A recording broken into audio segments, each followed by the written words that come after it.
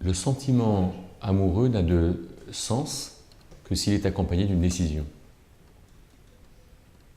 Hein, j'ai des sentiments variés et variables à l'égard de différentes personnes. Mais ce sentiment trouve toute sa réalité quand je décide quelque chose. Donc si j'aime quelqu'un, la première chose que je vais lui faire, c'est lui dire.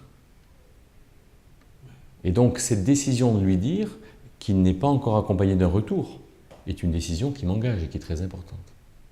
Si je n'ai pas de retour, si la personne me dit ben, « écoute, merci de me le dire, ça me touche beaucoup, mais moi je ne t'aime pas ».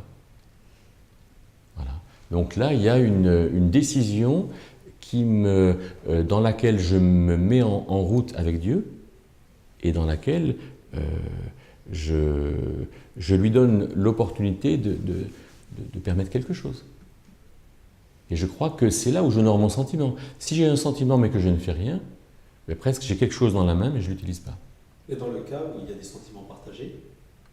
Si la personne, si je lui dis j'ai des sentiments pour toi et qu'elle me dit ben, moi aussi j'ai des sentiments pour toi, à ce compte-là, il y a eu une autre décision qui est à faire après, c'est d'envisager de construire ensemble une vie commune avec le mariage.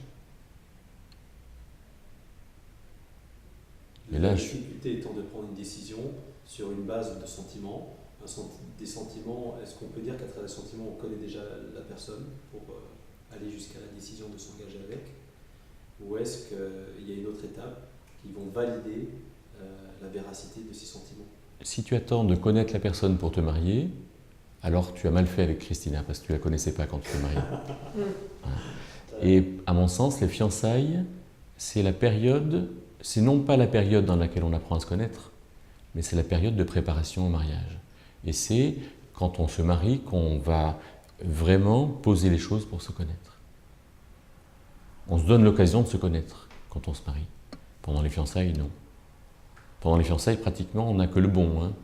On construit le bon à venir, on s'approche, il y a une certaine intimité, mais on ne se connaît pas, on n'est pas dans la difficulté.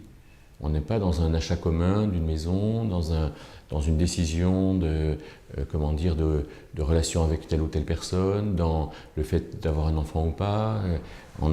C'est là où vraiment on va commencer à se connaître.